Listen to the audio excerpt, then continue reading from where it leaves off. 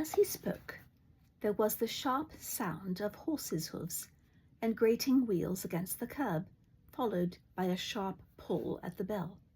Holmes whistled. "A pair by the sound," said he. "Yes," he continued, glancing out of the window, "a nice little brougham and a pair of beauties. 150 guineas apiece. There's money in this case, Watson, if there is nothing else." "I think that I had better go, Holmes." "Not a bit, Doctor. Stay where you are. I am lost without my Boswell, and this promises to be interesting. It would be a pity to miss it." "But your client—" "Never mind him.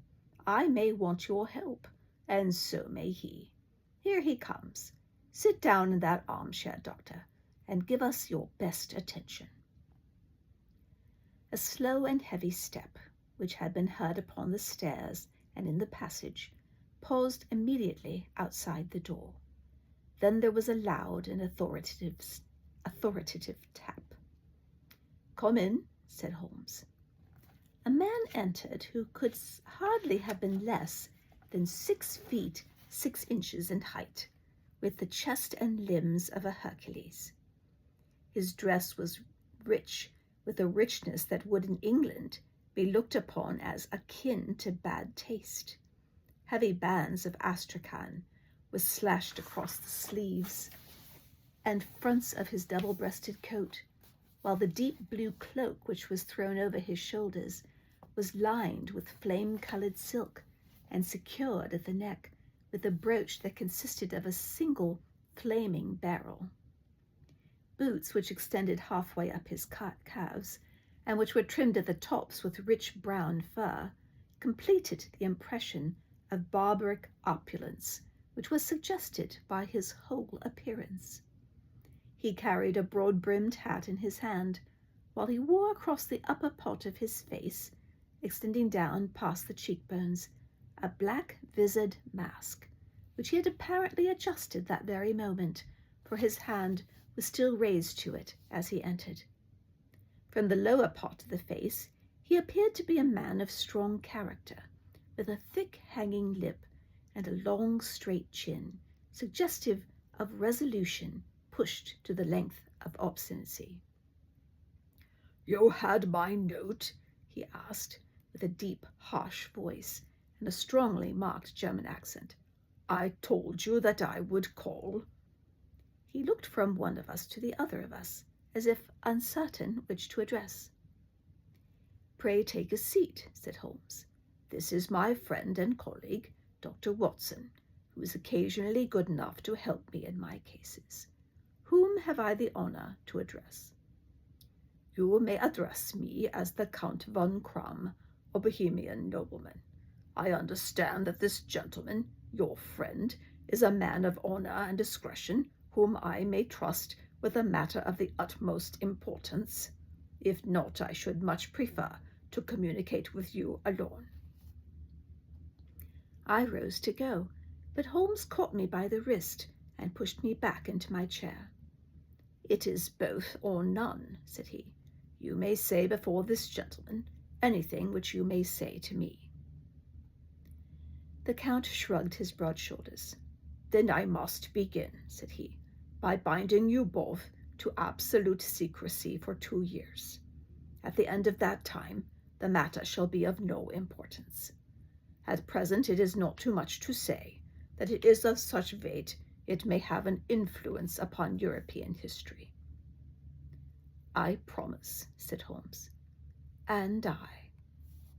"You will excuse this mask," continued our strange visitor. "The august person who employs me wishes his agent to be unknown to you, and I may confess at once the title by which I have just called myself is not exactly my own." "I was aware of it," said Holmes dryly. "The circumstances are of great delicacy, and every precaution has to be taken to quench what might grow to be an immense scandal and seriously compromise one of the reigning families of Europe. To speak plainly, the matter implicates the great house of Ormstein, hereditary kings of Bohemia." I was also aware of that, murmured Holmes, settling himself down in his armchair and closing his eyes. Our visitor glanced with some apparent surprise at the languid, lounging figure of the man who had no doubt been depicted to him as the most incisive reasoner and most energetic agent in Europe. Holmes slowly reopened his eyes and looked impatiently at his gigantic client. "If your Majesty would condescend to state your case," he remarked, "I should be better able to advise you." The man sprang from the chair and paced up and down the room in uncontrollable agitation. Then, with a gesture of desperation, he tore the mask from his face and hurled it upon the ground. "You are right," he cried. "I am the king. Why should I attempt to conceal it?" "Why, indeed," murmured Holmes. "Your Majesty had not spoken before I was aware that I was addressing Wilhelm Gottfried Sigismund von Ormstein, Grand Duke of Cassel-Felstein and hereditary King of Bohemia." "But you can understand," said our strange visitor, sitting down once more and passing his hand over his high white forehead. "You can understand that I am not accustomed for doing such business in my own person. Yet the matter was so delicate, I could not confide it to an agent without putting myself in his power. I have come incognito from Prague for the purpose of consulting you." "Then pray consult," said Holmes, shutting his eyes once more. "The facts are briefly these. Some 5 years ago, during a lengthy visit to Warsaw, I made the acquaintance of the well-known adventuress Irene Adler. The name is no doubt familiar to you." "Kindly look her up in my index, Doctor," murmured Holmes, without opening his eyes. For many years he had adopted a system of docketing all paragraphs concerning men and things, so that it was difficult to name a subject or a person on which he could not at once furnish information. In this case I found her biography sandwiched in between that of a Hebrew rabbi and that of a staff commander who had written a monograph upon the deep-sea fishes. "Let me see," said Holmes. Born in New Jersey in the year 1858. Contralto. La Scala. Prima donna Imperial Opera of Warsaw. Yes. Retired from operatic stage. Living in London. Quite so. Your Majesty, as I understand, became entangled with this young person, wrote her some compromising letters, and is now desirous of getting those letters back." "Precisely so. But how?" "Was there a secret marriage?" "None." "No legal papers or certificates?" "None." "Then I fail to follow your Majesty. If this young person should produce her letters for blackmailing or other purposes, how is she to prove their authenticity?" "There is the writing. Pooh-pooh. Forgery. My own private notepaper. Stolen. My own seal. Imitated. My photograph. Bought. We were both in the photograph." "Oh dear, that is very bad. Your Majesty has indeed committed an indiscretion." "I was mad. Insane." "You have compromised yourself severely." "I was only crown prince then. I was young. I am but 30 now." "It must be recovered." "We have tried and failed." "Your Majesty must pay. It must be bought." "She will not sell." "Stolen, then?" 5 attempts have been made. Twice burglars in my pay ransacked her house. Once we diverted her luggage when she traveled. Twice she has been waylaid. There has been no result." "No sign of it?" "Absolutely none." Holmes laughed. "It is quite a pretty little problem," said he. "Yet a very serious one to me," returned the king, reproachfully. "Yes, indeed. And what does she propose to do with the photograph? To ruin me. But how?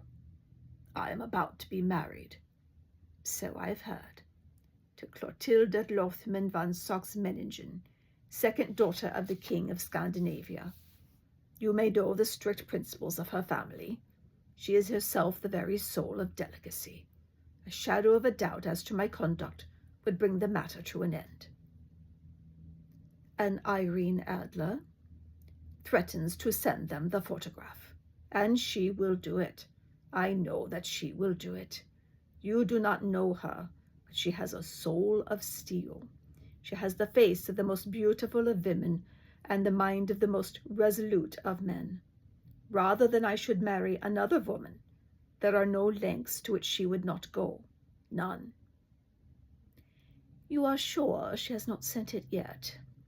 I am sure. And why? Because she has said she would send it on the day when the betrothal was publicly proclaimed. That will be next Monday.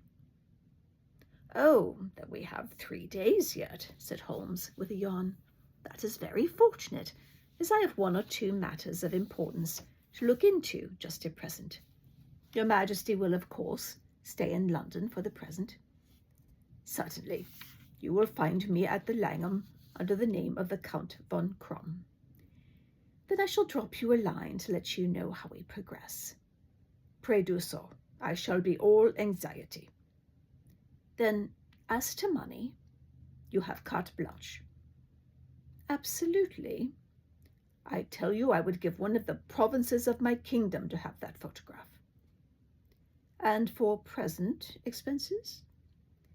The king took a heavy chamois leather bag from under his cloak and laid it on the table. There are 300 pounds in gold and 700 in notes, he said. Holmes scribbled a receipt upon a sheet of his notebook and handed it to him. And mademoiselle's address, he asked, is Briony Lodge, Serpentine Avenue, St. John's Wood. Holmes took a note of it. One other question, said he. Was the photograph a cabinet? It was. Then good night, Your Majesty, and I trust we shall soon have some good news for you. And good night, Watson, he added, as the wheels of the royal brougham rolled down the street. If you would be good enough to call tomorrow afternoon at 3 o'clock, I should like to chat this little matter over with you.